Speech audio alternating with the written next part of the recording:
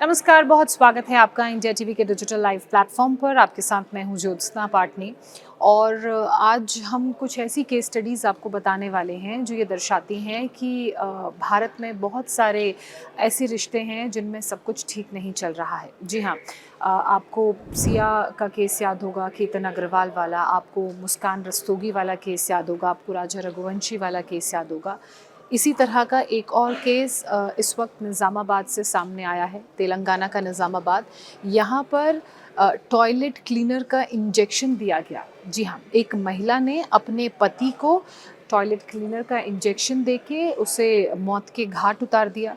और ये हैरान करने वाला मामला इसलिए है क्योंकि ये हाल ही का ये पूरा वाक़या है। जून में इस वारदात को अंजाम दिया गया। जुलाई में इस पूरे मामले का पता कुछ ऐसे चला जब पीड़ित जो बी श्रीनिवास बताया जा रहा है, उसकी माँ ने पुलिस से शिकायत की। पूरा पहले मैं आपको केस बता देती हूँ, उसके बाद इसकी डिटेल में जाएंगे। दरअसल पीड़ित की मृतक की मां के मुताबिक पुलिस में शिकायत की गई कि उनके बेटे को मारने की कोशिश की गई है, या जो बेटे की मृत्यु हुई है वो मृत्यु नहीं बल्कि हत्या है। और इसके पीछे उन्होंने अपनी बहू पर सीधे सीधे शक जताया, जिसका नाम संध्या बताया जा रहा है। अब जब पुलिस ने पूरी जांच की तो जांच में पता चला कि संध्या का अनिल के साथ अफेयर चल रहा था और अनिल के कहने पर संध्या ने अपने पति बी श्रीनिवास को मौत के घाट उतार दिया। उसने क्या किया कि उसने संध्या का पति बी श्रीनिवास खाड़ी देश में काम करता था। वो कुछ वक्त के लिए घर छुट्टी पर आया था, तो उसने किसी एक और सहयोगी को अपने घर पर बुलाया और इन सब ने मिलकर बी श्रीनिवास को खूब शराब पिलाई। शराब पिलाने के बाद उसे छत से फेंका गया। पूरी तरह से कोशिश मारने की थी, लेकिन जब छत से गिरने के बाद उसकी मौत नहीं हुई बी श्रीनिवास की, तो फिर उसे अस्पताल ले जाया गया। अस्पताल ले जाने के बाद डॉक्टर्स ने उसके इलाज की जब बात कही तो हाफ ट्रीटमेंट करा के संध्या अपने पति को वापस घर ले आई। फिर दोबारा अनिल के उकसावे पर संध्या ने अपने पति को जो कैनुला लगी थी, जिसमें ग्लूकोज की ड्रिप जारी थी, उसमें आप सोचिए टॉयलेट क्लीनर का इंजेक्शन, वो केमिकल का इंजेक्शन और एनेस्थीसिया मिलाकर उसको दिया ताकि उसे अपने रास्ते से हटाया जा सके, उसको जान से मारा जा सके। और उस दौरान उसे बेड से नीचे भी गिरा दिया ताकि उसकी मौत जल्दी हो जाए और इसे एक सामान्य मृत्यु का रूप देने की कोशिश संध्या की तरफ से की गई थी। लेकिन मृतक की मां ने जब इस पूरे घटनाक्रम की जानकारी पुलिस को दी, पुलिस ने जांच की, तो संध्या, उसके आशिक, उसके प्रेमी अनिल ने इस जुर्म को कबूल किया है और दोनों की अब गिरफ्तारी कर ली गई है। इसके अलावा इसी तरह का इसी साल का एक और आपको ये मामला याद होगा, केतन अग्रवाल हत्याकांड। महाराष्ट्र में ये पूरी घटना घटी जहां केतन अग्रवाल को उसकी फियांसे सिया ने धक्का दे दिया। ये लोग ट्रैकिंग करने के लिए किले गए और किला से वहाँ पर धक्का दे दिया। अब इस पूरे मामले में भी बहुत सारी कहानियाँ, बहुत सारी थ्योरीज सामने आई, लेकिन अब तक जितनी जांच हुई है उस जांच में साफ तौर पर पता चला है कि केतन की मंगेतर सिया केतन से शादी नहीं करना चाहती थी। उसका चेतन के साथ अफेयर चल रहा था। चेतन के कहने पर, उसके उकसावे पर सिया ने केतन को 2 बार मारने की कोशिश की। पहली बार उसने उसे फोर्ट की पहाड़ी से धक्का दिया तो वो बच गया, तो वो उसने डरने का नाटक किया कि सांप था, सांप को देखकर मैं तुम्हें बचाने की कोशिश कर रही थी। जब दोबारा केतन के बर्थडे के टाइम पे ये लोग उसी पहाड़ी पर गए तो वहाँ से इसने धक्का देकर उसको मौत के घाट उतार दिया। अब इसमें भी कई तरह के एंगल सामने आ रहे हैं। ये कहा जा रहा है कि कथित प्रेमी के कहने पर सिया ने ये किया। चेतन कहा तो ये भी जा रहा है कि वो शादी से जो होने वाली थी उससे खुश नहीं थी, इसलिए उसने ये कदम उठाया। समाज के डर से और समाज में उनकी बेइज्जती ना हो जाए उस डर से उसने ये कदम उठाया।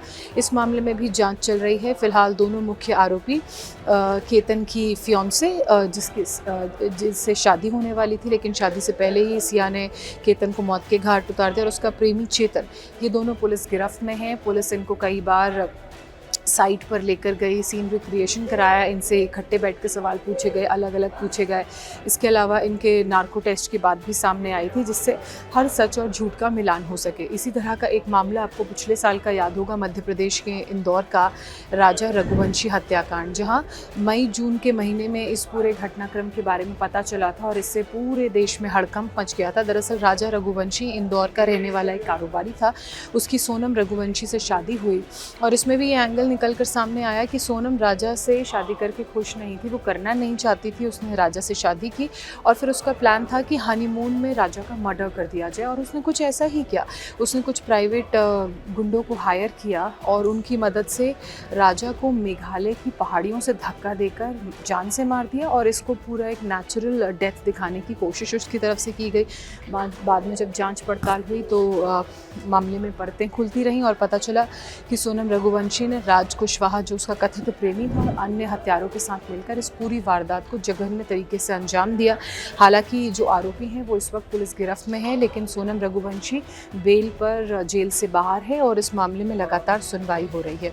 इसके अलावा अगर आपको मेरठ का ये हत्याकांड याद होगा, ब्लू ड्रम वाला हत्याकांड, ये भी साल 2025 की घटना है, जहां मुस्कान रस्तोगी अपने लिव इन बॉयफ्रेंड के साथ मिलकर उसने अपने पति का मर्डर कर दिया।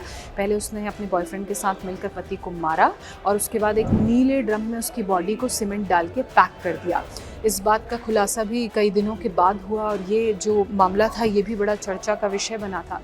अब ऐसे में जिस तरह से ये एक के बाद एक घटनाएं हो रही हैं, जिसमें या तो गर्लफ्रेंड्स या प्रेमिका या फियोंसे या पत्नियां अपने पति को शिकार बना रही हैं, उनको मौत के घाट उतार रही हैं, इसने एक पुरुष समाज के मन में डर ज़रूर पैदा कर दिया है। लेकिन सोचने वाली बात यह है कि क्या यही एक रास्ता बचता है? अगर आपको किसी के साथ नहीं रहना है या आप किसी के साथ नहीं रहना चाहते हैं या आप किसी और को पसंद करते हैं, तो इसका क्या कोई दूसरा तरीका नहीं हो सकता है कि आप अपनी बात को कन्वे करें या मैसेज कन्वे करें, या शादी उस दबाव में करनी ज़रूरी है?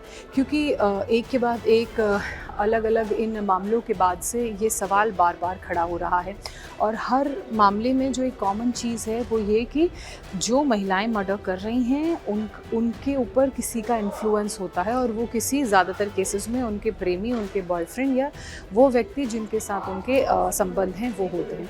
इसी बीच अभी आपको एक और उत्तर प्रदेश से केस याद आया था, वो अगर हाल फिलहाल में ही ये केस आया था, अगर आपको याद होगा, जिसमें एक पत्नी ने अपने पति का मर्डर करके उसे अपने घर के बाथरूम के नीचे दफना दिया और उसके ऊपर पूरी टाइल्स लगा दी। और ये खुलासा लगभग पूरे हत्याकांड के 45 दिन बाद हुआ, जब किसी और काम से पुलिस की टीम उनके घर पर वेरिफिकेशन करने के लिए पहुंची और इस दौरान पत्नी घबरा गई और घबराकर उसने अपना जुर्म कबूल कर लिया। सोचिए, पत्नी इस तरह से रह रही थी कि पिछले 45 दिन से मेरा पति गायब है, मुझे उसकी चिंता हो रही है, बाकायदा इसकी पुलिस स्टेशन में शिकायत भी लिखाई गई। उसके बाद जब दूसरे मामले में पुलिस जांच करने के लिए पहुंची तो इस मामले का खुलासा हुआ। अभी उस महिला को भी गिरफ्तार कर लिया गया है। इस तरह के बहुत सारे हत्याकांड है, और यह उत्तर प्रदेश का हत्याकांड आपको याद होगा, 2025 का ये घटनाक्रम है। यहीं का जो स्थानीय निवासी था उसको उसकी पत्नी और कथित प्रेमी ने मिलकर मौत के घाट उतार दिया। बिहार का एक चर्चित हत्याकांड था जो आपको याद होगा, साल 2025 की घटना है, जब स्थानीय निवासी जो बिहार का ही रहने वाला व्यक्ति था उसे उसकी पत्नी और कथित प्रेमी ने मिलकर मौत के घाट उतार दिया। तो जैसा कि मैं कह रही हूँ, चाहे आप मुजफ्फरनगर का हत्याकांड ही क्यों ना ले लें, पिछले साल का ये पूरा घटनाक्रम है जहाँ पत्नी और कथित प्रेमी ने मिलकर मौत के घाट उतार दिया।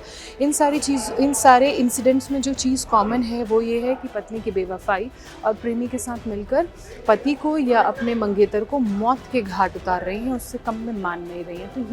तो ये सोचने पर भी मजबूर करता है कि हमारा समाज किस दिशा में बढ़ रहा है और क्यों इस तरह के ये जो मामले हैं, जो हत्याकांड हैं, बढ़ते जा रहे हैं।